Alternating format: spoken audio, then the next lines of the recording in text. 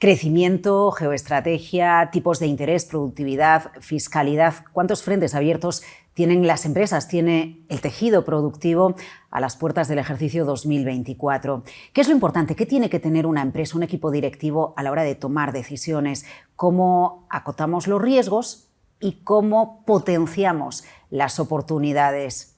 Este es nuestro propósito hoy. Bienvenidos a un nuevo episodio de CFO Essentials. Vamos a conocer dónde está la economía, cuáles son los riesgos verdaderos, qué debemos tener en cuenta a la hora de tomar esas decisiones para optimizar nuestro negocio. La mirada que le queremos dar a las respuestas es la mirada del director financiero y a ello nos va a ayudar en los próximos minutos Rafael Domènech. Rafael, gracias por acompañarnos en este episodio de CFO Essentials. ¿Todo bien? Todo bien. Muchísimas gracias a vosotros por la invitación. Todos son incertidumbres para la empresa. Tengo la sensación de que siempre hay incertidumbres para la empresa. Desde el punto de vista económico, ¿qué es lo que más le preocupa a usted?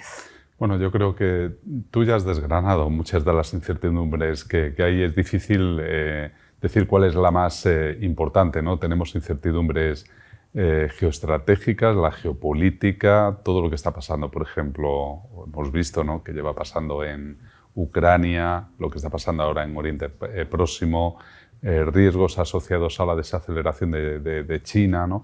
Pero yo, si tuviera que marcar uno posiblemente como el más importante a corto plazo, siempre las pensas de que puede surgir un cisne negro más adelante, ¿no?, que también los hay. Posiblemente el recorrer este proceso de desinflación que ya hemos iniciado, cómo va a acabar, si en algún momento nos va a costar recorrer más esta última milla para alcanzar los objetivos de inflación de los bancos centrales y cuál va a ser la respuesta de la política monetaria, ¿no? Tenemos un escenario central y es que pensamos que eso es factible, que va a ocurrir a lo largo del próximo año, que hemos alcanzado tipos de interés ya terminales, lo que conocemos como los máximos en este ciclo de subidas que hemos tenido, y que a lo largo del 2024 se empezará ya a iniciar el ciclo de bajadas de tipos de interés por parte de la Reserva Federal y del Banco Central Europeo, pero claro, esto está sujeto a que no haya ningún cambio en ese proceso de desinflación, ¿no? Si tenemos una nueva perturbación que hace que esto no sea así, ¿no? No se produzca, que la inflación tarde más en bajar hacia su objetivo o incluso que temporalmente vuelva a acelerarse por distintas razones, pues esto puede generar inestabilidad en los mercados financieros, por supuesto en los tipos de interés, y por lo tanto pues es posiblemente una de las principales preocupaciones que tenemos ahora de cara a los próximos trimestres. Entre los warnings que han ido surgiendo en este ejercicio 2023, bueno, pues la realidad que la subida de tipos de interés para frenar la inflación conseguía reducir la demanda de crédito y la concesión de crédito. Lo que no tenemos tan claro es si todavía nos queda por ver la pantalla más complicada, más compleja del impacto de las subidas de los tipos de interés para acotar los precios en las empresas, en el tejido productivo, o si se ha llegado bien hasta aquí, es que lo peor está hecho aunque nos quede la última milla de la lucha contra la inflación. Sí, así es. O sea, la percepción que nosotros tenemos a partir de los datos y de la evidencia que manejamos es que la parte más dura está hecha, ¿no? Afortunadamente, al menos para el sector privado, ¿no? Porque, cuidado, que hacia adelante otro de los riesgos es este reto de consolidación fiscal, ¿no?, que puede afectar también a los tipos de interés y a la estabilidad, ¿no?, de los mismos, algo muy importante para las empresas, ¿no? Por eso, a veces cuando hablamos de fiscalidad no es algo ajeno al mundo de las empresas, ¿no? Pero en el ámbito del sector privado lo que nos encontramos es que tanto hogares, ¿no?, como sobre todo las empresas en general han hecho bastante bien este trabajo de desapalancamiento, de reducción de los niveles de endeudamiento, y por lo tanto lo que se han encontrado prácticamente es que efectivamente los costes financieros eran más elevados, pero con unas necesidades hacer frente a devoluciones de principal, ¿no? de su endeudamiento menor, ¿no? Con lo cual una cosa ha compensado la otra y no hemos visto hasta ahora en esta parte más dura, que es la que hemos recorrido, no hemos visto aumentos del nivel de morosidad por parte de las empresas significativo, ¿no? Es como que las empresas han tenido vientos en contra, fuese la subida de los tipos de interés, fuese también la inflación. A pesar de que el crecimiento de la economía es menor, se ha aplanado muchísimo de donde veníamos en trimestres anteriores, podemos decir que las empresas han conseguido aprobar el examen, ¿no? Con lo complejo que era esta situación a la espera de lo que vaya sucediendo en el ejercicio 2024. Entendemos que la fortaleza ha sido esa, tener unas finanzas más saneadas en el sector privado, y esa ha sido la clave para afrontarlo. Sin duda, porque las empresas han sufrido más por el incremento de los precios, materias primas, coste de la energía, lo que ha pasado con el gas, con el petróleo en general, con los costes generales de producción, más que por los costes financieros, ¿no? Lo que verdaderamente ha comprimido los márgenes empresariales, ¿no? Ha sido esta lucha de tratar de no subir demasiado los precios y hacer frente al aumento de los costes no financieros, fundamentalmente costes operativos que han tenido que ir haciendo frente por este shock, esta perturbación, este incremento en la inflación que hemos tenido en los últimos años. Cuellos de botella, disrupciones en las cadenas mundiales de producción, todo esto ha generado una situación bastante complicada para las empresas, ¿no?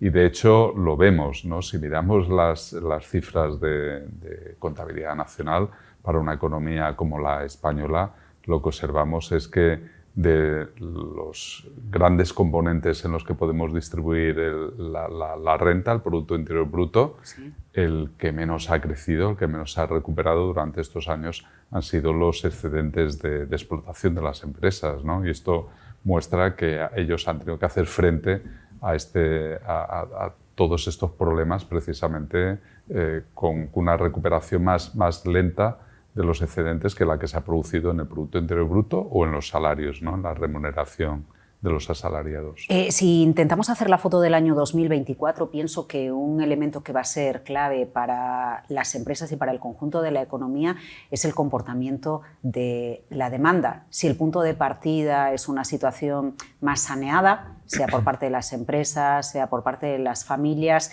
luego hablamos de los estados y de lo que se está gestando ahí, cómo puede afectar al tejido productivo. Al final, si tenemos demanda y la demanda se muestra resistente, es un punto crucial para que la actividad de las empresas siga funcionando también, en un entorno de inflación o de problemas en la cadena de suministro, pero al final tengo pedidos. Así es, yo creo que tenemos que distinguir también lo que pasa con el entorno internacional y lo que está ocurriendo con nuestra demanda interna, ¿no? Porque sí que es cierto que durante una serie de años, ¿no? Lo que ha sido fundamentalmente la recuperación post-COVID, el año 2021, el año 2022, incluso la primera mitad del 2023, el motor de la recuperación ha sido la demanda externa, ¿no? Han sido las exportaciones, han sido los mercados internacionales, ha sido la recuperación de Estados Unidos, de la eurozona, ¿no? de la Unión Europea, que es el principal mercado para nuestras empresas, ¿no? Pero desde la primera mitad de este año lo que estamos viendo es como en un contexto en el que Europa está estancada, no así Estados Unidos, que se ha desacelerado y afortunadamente no estamos, Estados Unidos no está en una situación de aterrizaje brusco, pero la eurozona sí que se encuentra en una situación de estancamiento, ¿no? Y lo que estamos viendo entonces es que, y esto afecta de una manera diferente a las empresas en según qué sector, estamos viendo una sustitución de la demanda externa por la demanda interna. Si antes el motor del crecimiento para las empresas era el sector exterior, eran las exportaciones al resto del mundo, ahora fundamentalmente es el consumo privado, nacional, ¿no?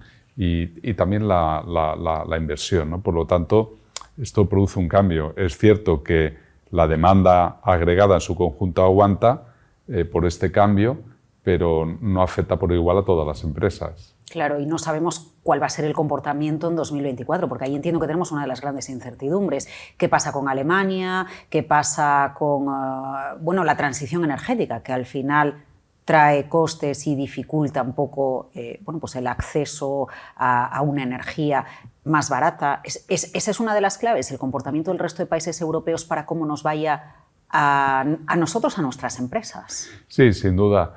La previsión que nosotros tenemos en BBVA Research para el próximo año es que para la eurozona 2024 va a ser mejor, algo mejor que 2023. Este año pensamos que el Producto Interior Bruto de la eurozona va a crecer solo 4 décimas. Estamos hablando de una cuasi situación de estancamiento, sí.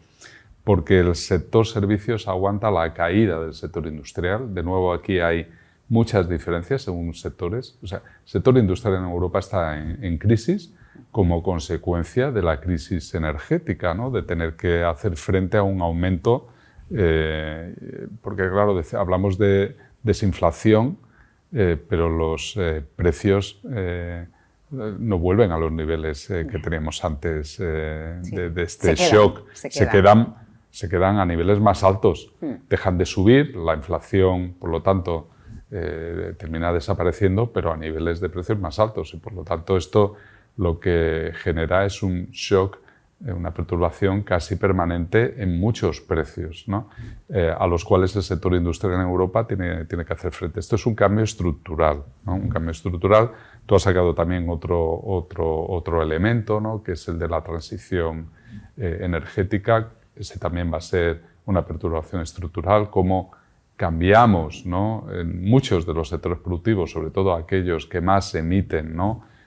Carbono a la atmósfera, cómo reducimos sus emisiones, y por lo tanto esto es un reto enorme. Pero para 2024 esperamos un año para un contexto europeo mejor, algo mejor que el 2023, ¿no? Con un crecimiento que se acercará al 1%, posiblemente no esté todavía en lo que sería un crecimiento en una situación cíclica normal, ¿no? Que en Europa pues, sería un crecimiento en el entorno del 1,2, 1,3, ¿no?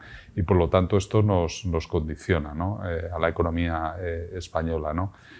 Nosotros creemos que por distintas razones, fundamentalmente por cierta normalización de precios que dejan de subir, ¿no?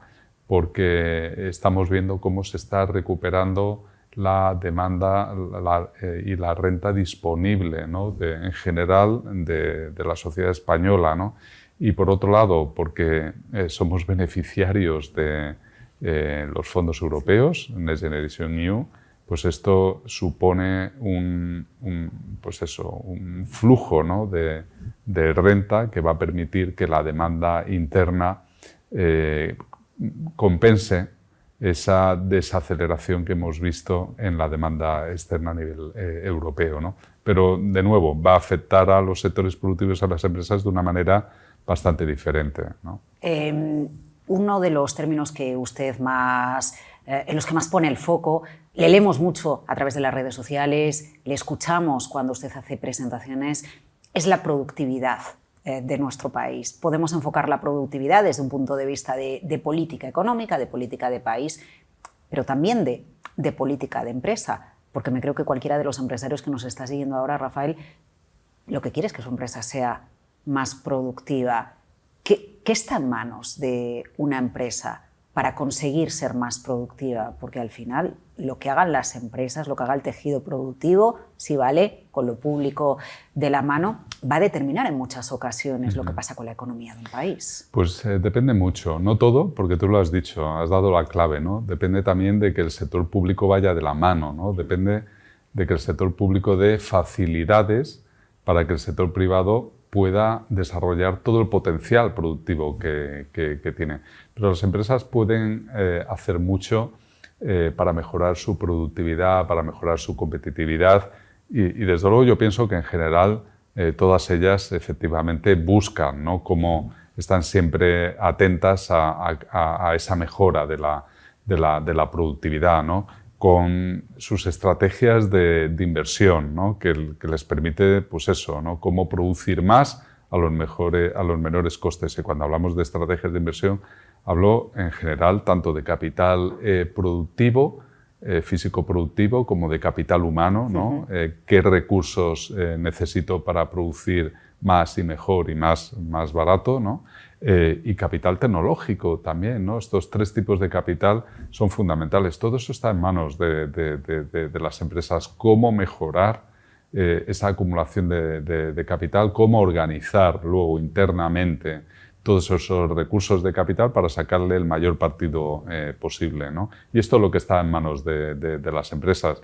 Insisto, lo que ocurre alrededor es muy importante. Porque te acaba condicionando al final, ¿no? En función del escenario. En muchas ocasiones se nos dice a los medios de comunicación, yo creo que hasta el Banco de España hace estudios al respecto de cuántas veces utilizamos palabras, términos económicos positivos o negativos, ¿no? Para entender que acaba permeando, ¿no? A las tomas de decisiones cuando alguien se lee un artículo el domingo por la mañana mientras está desayunando y está en proceso de decisión. ¿Qué pasa con la estrategia de su empresa? Pero fíjate que la eficiencia del sector público, de nuestras administraciones públicas, es muy importante también para que las empresas sean productivas, porque yo hablaba de las mejores decisiones en términos de inversión, de capital físico, productivo, humano y tecnológico y cómo organizarlo, pero muchas veces cuando ya tienes todo esto listo para operar, pues te puedes encontrar con que la administración no te da la autorización para hacer una explotación de unas instalaciones de energía renovable que has hecho. Sí. Esto es un problema que nos encontramos muchas veces. O licencias para la ampliación de negocios, de obras, etc. Y todo esto termina pesando y termina siendo un retraso que afecta a la productividad de las empresas, ¿no? Porque las empresas no pueden aprovechar de la manera más productiva, de una manera óptima, como consecuencia de unas administraciones que a veces no están a la altura, ¿no? Del tejido productivo. Bueno, de hecho eso es algo que se plantea una empresa cuando se va al exterior, que está bien por aquello de diversificar, ¿no? Y ejerce efecto paraguas la diversificación geográfica, pero sea exportando o sea abriendo negocio directamente en otros países.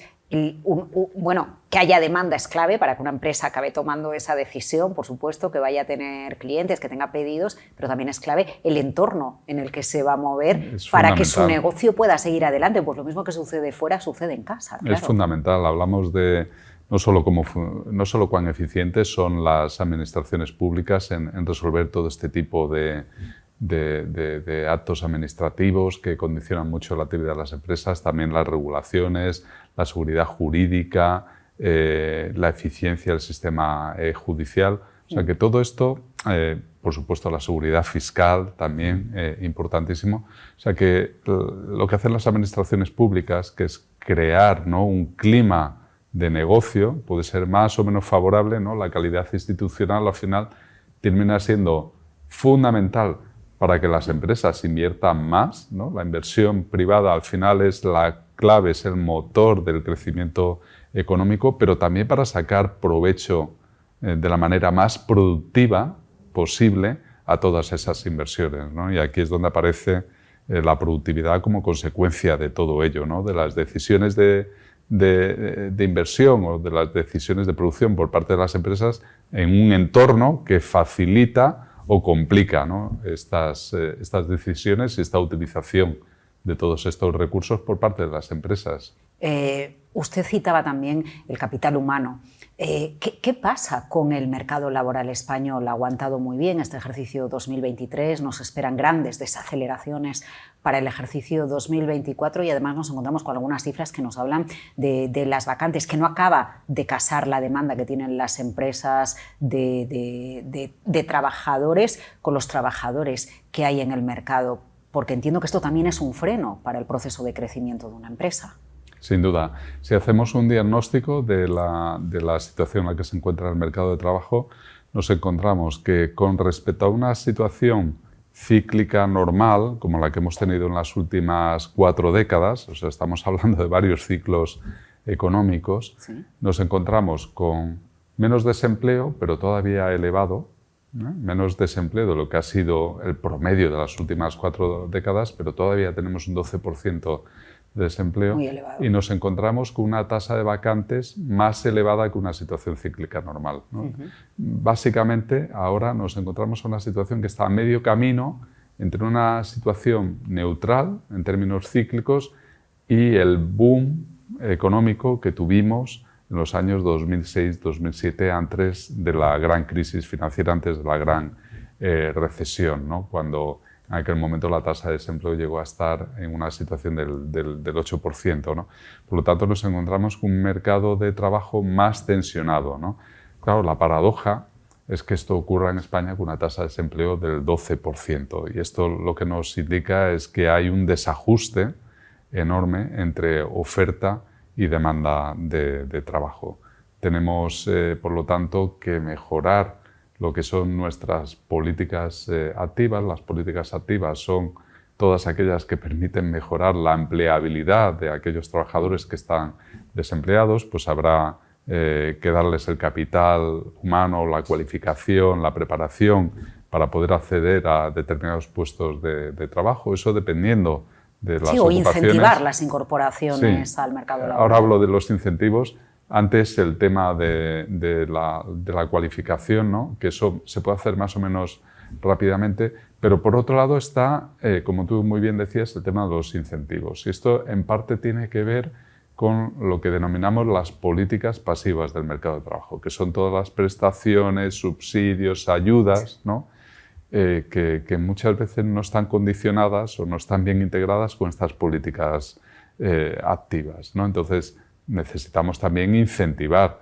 Hay muchas personas, y esto por una cuestión de racionalidad económica, que salir de la situación de desempleo en la que se encuentran les resulta muy costoso, porque tienen que renunciar a una serie de ayudas públicas de la Administración Central del Estado, de las comunidades autónomas, de los ayuntamientos, etc., a veces para coger un puesto de trabajo que es temporal o que es un contrato fijo pero discontinuo, que no tiene una certidumbre clara de permanencia. Entonces, obviamente, y este es uno de los hitos que tenemos que cumplir para poder seguir accediendo a las ayudas europeas, tenemos el compromiso con la Unión Europea de resolver este problema, ¿no? De cómo eliminamos esos desincentivos y, por el contrario, generamos incentivos.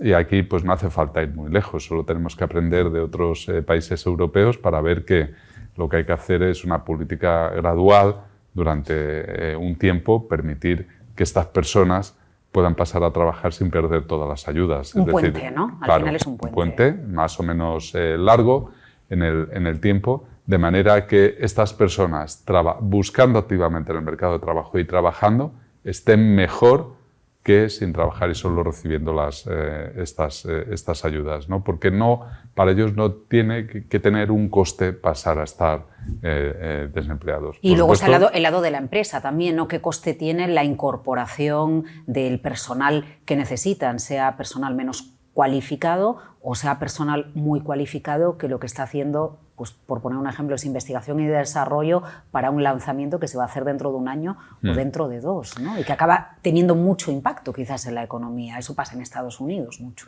Sí, por supuesto. Yo creo que aquí tenemos que distinguir, por un lado, todo lo que la empresa tiene que hacer, ¿no? para mejorar la preparación, la cualificación de las personas que trabajan en las empresas. Todo lo que tiene que ver con formación continua, ¿no? Dentro de la empresa es importantísimo. Dar incentivos para que también las personas trabajadoras puedan, por su cuenta, ¿no? Tomar decisiones de mejorar esa formación, ¿no? Fíjate que para mejorar todos estos desajustes que estamos mencionando en el mercado de trabajo, yo vengo proponiendo desde hace mucho tiempo, sin éxito, algo que tecnológicamente hoy es perfectamente posible, ¿no? Que es crear un job marketplace, ¿no? Tenemos tecnologías suficientes como para cruzar con toda la información, esto que se conoce como los datos masivos, Big Data, ¿no? Sí, inteligencia artificial, todas las necesidades de trabajo de las empresas con toda la preparación, experiencia laboral, formación, etcétera, que tienen las personas trabajadoras, cruzarla en un único mercado, de manera que las empresas reciban información de potenciales candidatos para cubrir sus plazas vacantes, las personas trabajadoras recibamos información sobre, aunque no lo necesitemos en este momento o estemos trabajando, sobre qué hacer en otras empresas, con qué salarios, qué formación necesitamos para acceder a qué nuevas ocupaciones, etcétera. Todo esto sería una manera de generar información que permitiría que no solo que el mercado de trabajo fuera más competitivo, sino que también las empresas compitieran entre sí para captar siempre el mejor talento, ¿no? Bueno, es que para la empresa es un coste, sea en tiempo, sea en recursos, el proceso de captar capital humano que le ofrece valor añadido, o incluso equivocarse en la selección de alguien en un proceso que lleva mucho tiempo. Tenemos que esto funciona en determinados nichos, el LinkedIn, ¿no? Por ejemplo, lo conocemos, pero la idea sería generalizarlo a todos los ámbitos, a todo el tejido productivo, a todas las ocupaciones, a cualquier tipo de persona trabajadora, ¿no? La colaboración público-privada pues sería fundamental para esto, ¿no? Sería pues eso, un impulso tremendo a todo lo que es el proceso de intermediación. Dinamizaría el mercado de trabajo. Pero al dinamizarlo así también terminas dinamizando los mercados de bienes y de servicios, ¿no? Los mercados de productos por parte de las empresas, porque al final lo que estás haciendo es aumentar la competencia y esto es otra forma de mejorar la productividad, ¿no? Al final los recursos productivos que tenemos en el país, da igual que sean pues, de capital físico, capital financiero, recursos humanos, capital tecnológico, irían a aquellas empresas que están dispuestas a pagar más por ellos porque son más productivas, ¿no? Ganarían tamaño gracias a ello y al final sería una forma también de mejorar la productividad agregada. Bueno, da usted en otra de las claves, que es el que gane tamaño la empresa española, ¿no? Porque de esto que venimos hablando décadas prácticamente, ¿no? De esa necesidad que también haría a la empresa española un poco, bueno, la haría más resistente, ¿no? En momentos complicados. Lo que pasa es que también entiendo que se tienen que dar las circunstancias adecuadas para que dos negocios que están alineados o son complementarios decidan unir las fuerzas, ¿no? No, así es. O sea, aquí hay una relación de dependencia muy interesante y muy clara, ¿no? Porque, por un lado, aquellas empresas que son más productivas, más competitivas, son las que pueden ganar tamaño más rápidamente y, al mismo tiempo, si eliminamos barreras al crecimiento de las empresas y facilitamos que puedan ganar tamaño más rápidamente, permitimos que las empresas se puedan beneficiar de muchas economías de escala que les proporciona el tamaño. Tú has mencionado una que es muy importante, efectivamente, una empresa que tiene un tamaño productivo mayor, entre otras razones porque es más productiva, pero también porque termina teniendo más músculo, más capacidad de resistencia, tiene la posibilidad de organizar sus recursos productivos de una manera mucho más flexible, tiene una mayor capacidad de adaptación, tiene en definitiva una capacidad de supervivencia mayor que una empresa que no tiene ninguna de estas características, ¿no? Entonces, para afrontar momentos malos como los que hemos vivido recientemente, pues efectivamente vemos que la tasa de mortalidad de las empresas pequeñas es mayor que la de las empresas grandes, ¿no? Que simplemente a lo mejor para irme a otro país o para exportar o cuando me hacen pedidos. Al final, si una empresa es más grande, tiene más capacidad de responder ante un cliente. Es que hay una serie de costes fijos, ¿no? Que tienes a los cuales tienes que hacer frente, ¿no? Entonces, una microempresa difícilmente está preparada para saltar al exterior, para abordar, pues eso, para hacer investigación en desarrollo, innovación de nuevos productos. O sea que hay muchas restricciones, ¿no? Como consecuencia de todos estos costes fijos que necesitas ir pasando, ¿no? Ciertos umbrales para que estos costes fijos vayan reduciendo su importancia, su peso en el funcionamiento de las empresas. Bueno, al final eso es escalar, ¿no? Una compañía y ampliar la mirada para que el negocio se pueda ampliar. Rafael, ¿hay algo que va a marcar los próximos meses en el contexto económico europeo y, por supuesto, también español? ¿Cómo le afecta a las empresas? Y me refiero a las reglas fiscales. Llevamos unos años excepcionales, fuese primero por el COVID, después por la guerra en Ucrania y la inflación, que ha permitido pues relajar los objetivos, dejar de lado directamente los objetivos de ajuste de déficit y de deuda. Son grandes objetivos macroeconómicos, al más alto nivel los países los negocian, pero yo, empresaria, ¿qué? ¿Esto cómo va a condicionarme? Si es que me va a condicionar. Pues afecta y mucho, ¿no? Por eso es muy importante que los gobiernos lo hagan bien. ¿Qué es lo que ocurre? Yo antes decía, las empresas han seguido reduciendo sus niveles de endeudamiento, ¿no? Este proceso de desapalancamiento. Sí. Pero en el sector público ha ocurrido justo lo contrario. Es decir, que con la crisis del COVID y luego pues, toda la respuesta que han tenido que dar a la guerra de Ucrania, ¿no? A lo que ha pasado, lo que nos encontramos es que 4 años más tarde tenemos un nivel de déficit público y de deuda pública más elevado que el que teníamos en el 2019. Y esto es prácticamente generalizado a ambos lados del Atlántico. Pasa en Estados Unidos y pasa en los países europeos, ¿no? Entonces, las reglas fiscales es un intento de volver a reconducir la situación para evitar males mayores, ¿eh? No es que queramos imponernos unas reglas que nos provoquen necesariamente daño. No, al contrario, lo que queremos es evitar una situación de peligro a futuro, ¿no? Que puede ser la insostenibilidad de las cuentas públicas. ¿Qué ocurre si se produjera una situación de insostenibilidad de las cuentas públicas? Ese es un riesgo potencial que hay. Algunos países lo tienen más, ese riesgo es mayor, en otros es más reducido, pero es un riesgo que existe. Bueno, pues todos recordamos muy bien lo que pasó con la crisis de la deuda soberana. Aunque los tipos de interés del Banco Central Europeo estén en niveles bajos, una crisis de deuda soberana lo que hace es que aumenta el coste de financiación para un país, ¿no? Y esto contagia todo, contagia normalmente, por supuesto, a los gobiernos, pero contagia también la financiación de los particulares y de las empresas. Por eso hablamos de que el mercado europeo se fragmenta en esa situación, porque si la prima de riesgo de Grecia o de Italia o de España aumenta mucho en relación a Alemania, eso significa no solo que los gobiernos de estos países se van a tener que financiar a tipos de interés más elevados, sino que esto termina afectando también a las empresas de estos países, ¿no? Por lo tanto, claro, significa que todo lo demás igual, si las empresas de un país europeo, como consecuencia de ese aumento de la prima de riesgo, tienen que soportar tipos de interés que son 200 puntos básicos más elevados que las de otros países, pues significa que tienen que jugar con condiciones desiguales, ¿no? Bueno, y entonces volvemos a la Europa, por ejemplo, de 2 velocidades, o a un área, un país con 2 velocidades. Entonces, ¿no? tenemos que evitar esa situación.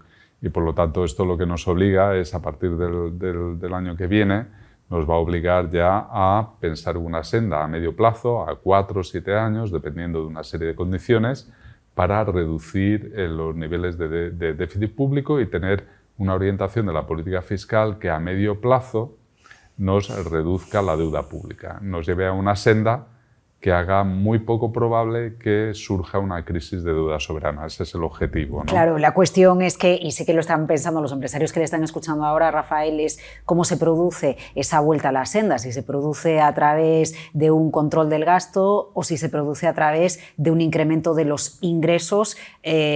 La fiscalidad sin duda está en foco, es una pata crucial para cualquier empresa, igual que los 2 últimos años hemos aprendido o hemos recordado lo importante que era la pata energética, ¿no? Y del coste energético, y esto se suma a unos costes laborales que una vez que se incrementan ya no vuelven a bajar, ¿no? Usted antes lo decía en relación a la inflación, ¿no?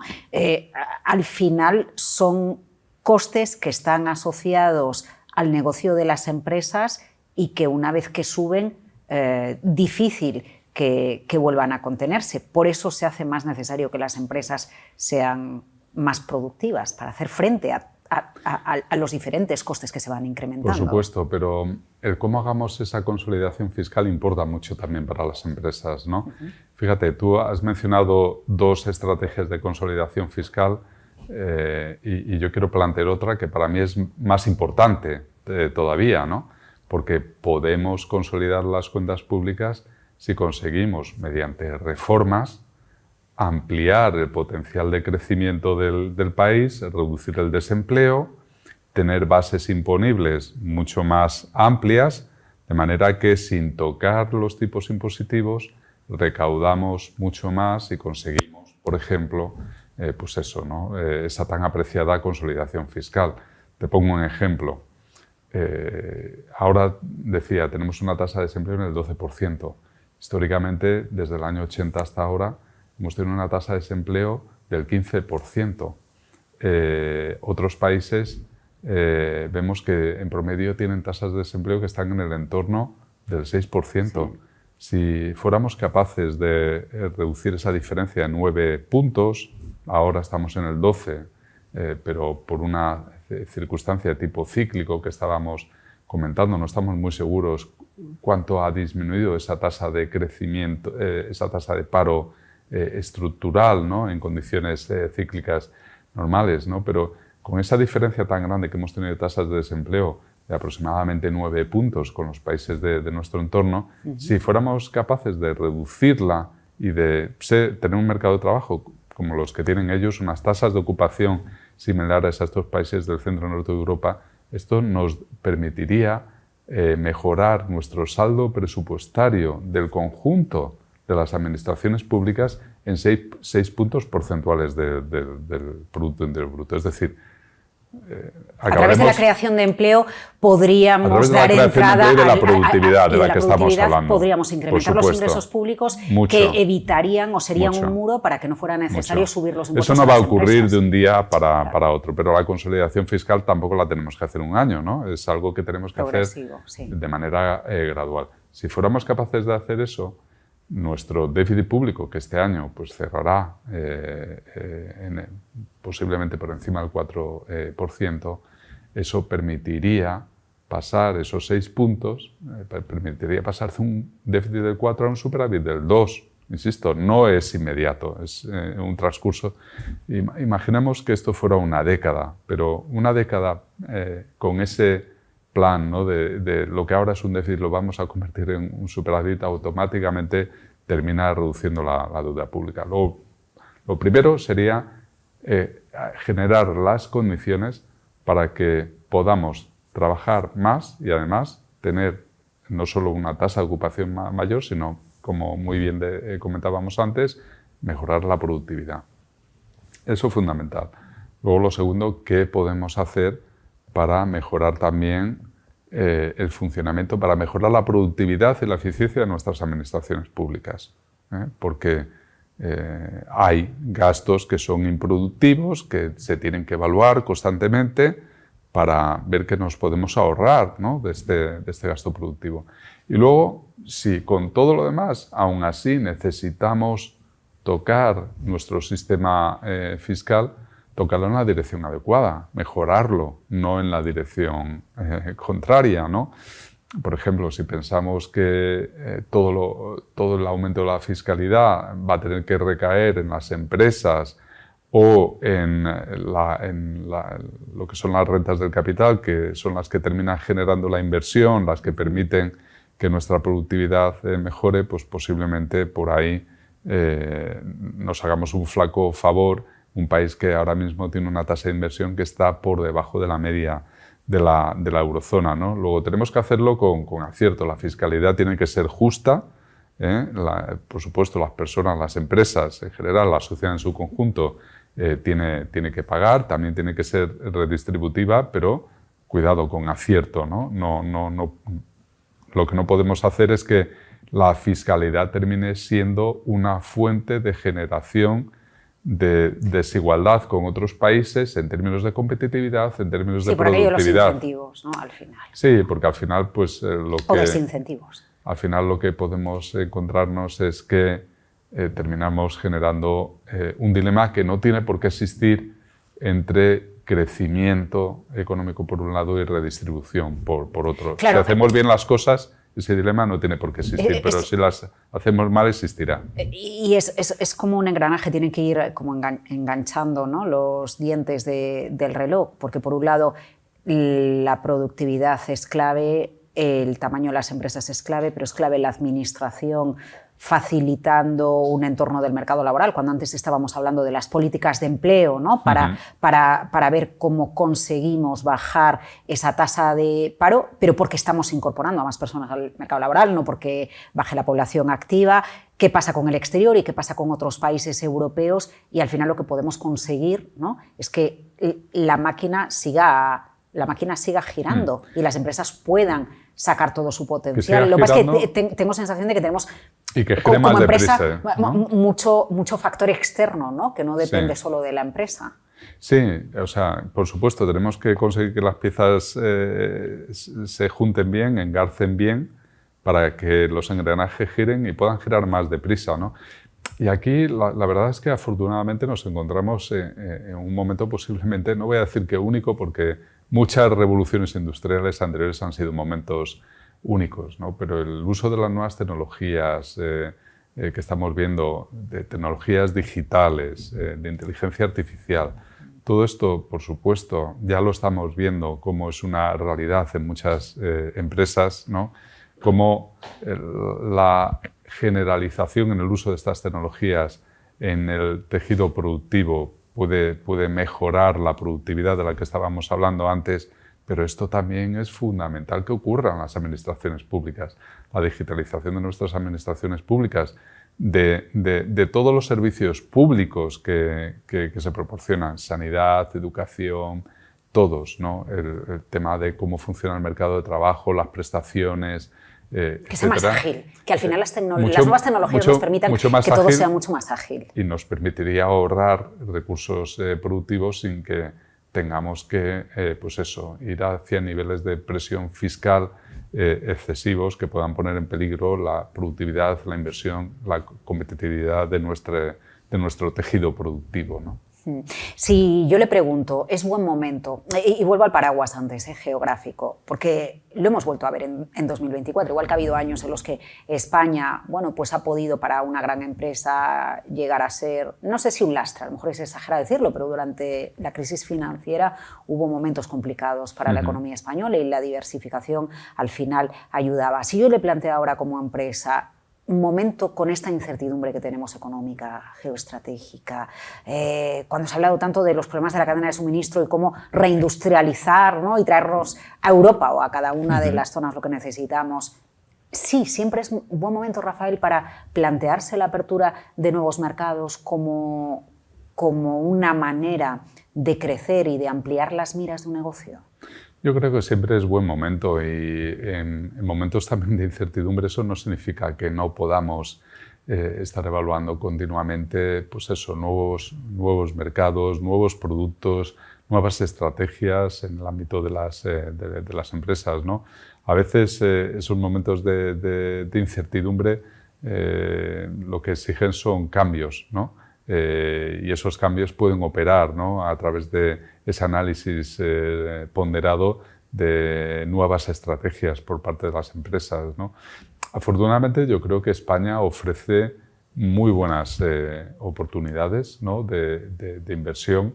El reto que tenemos es cómo podemos mejorarlas, ¿no? Cómo podemos mejorarlas. Pero es un mercado muy importante, una economía muy, muy importante, dentro de un mercado único, que es único en el mundo, que es el principal por el número de consumidores que tiene, ¿no?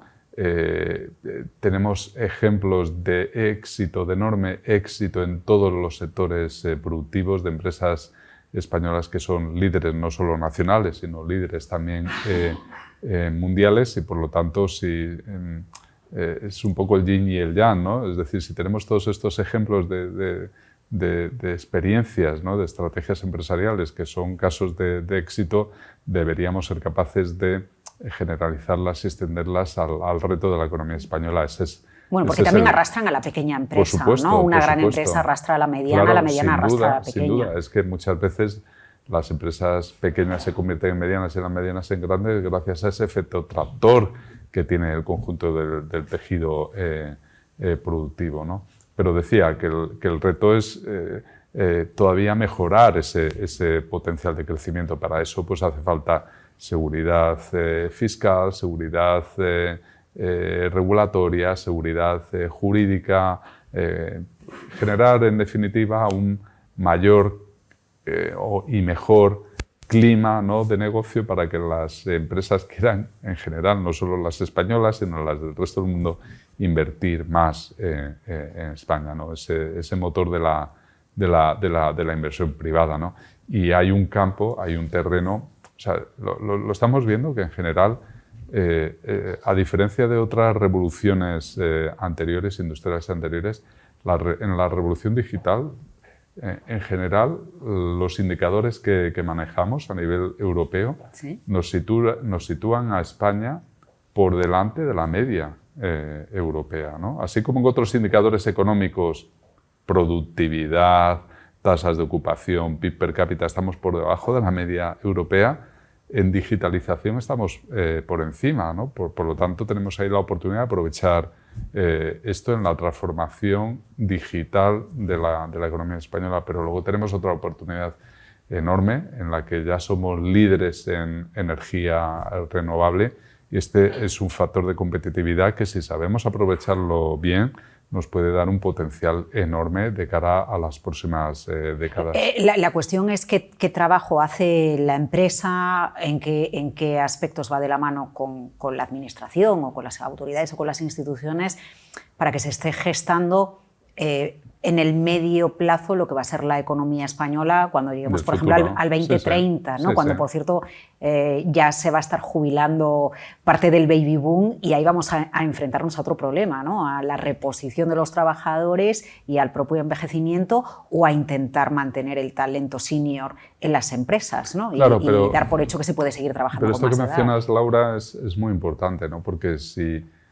somos capaces de hacer bien las cosas, el país será atractivo. Será atractivo para cualquier tipo de inversión, será atractivo también para el capital humano, será atractivo para personas que pueden venir de fuera y que pueden reemplazar a las personas que se jubilen. Antes hablábamos de las dificultades que tienen hoy en día las empresas. Una de las principales restricciones que tienen es esta, ¿no?, la de encontrar personal para cubrir, ¿no?, encontrar personas para cubrir las plazas vacantes que tienen, y esto efectivamente va a ir a más con el transcurso del tiempo. Por lo tanto, vamos a necesitar mucha población trabajadora que venga de otros países, ¿no?, a través de la inmigración. Y esto será más fácil si somos un país atractivo, ¿no?, que somos capaces de, gracias a la productividad, pues eso, pagar salarios mayores que permitan que las condiciones laborales que ofrezcan las empresas aquí sean mejores que las que, por supuesto, tienen en sus países de origen, pero también en otros países de destino con los que competimos, ¿no? Porque este problema que va a ocurrir en España también va a ocurrir en otros países europeos, ¿no? Entonces, bueno, pues al final vamos a tener que competir también por ese capital humano. Rafael Domènech, muchísimas gracias por acompañarnos en CFO Essentials. A ti, Laura. El análisis del contexto económico con 2024 a las puertas. Tenemos muchas incertidumbres, pero hay muchas oportunidades. Manejar bien el incremento de la productividad, manejar bien las políticas de empleo que nos van a permitir, a su vez, encauzar la necesidad de ajustar las cuentas públicas, sobre todo de tener más recaudación sin tener que cambiar las reglas del juego. Este es el dibujo de la economía para los próximos meses que nos deja Rafael Domènech y en el que ustedes, los equipos directivos y las empresas van a transitar. Muchísimas gracias por acompañarnos en este nuevo capítulo.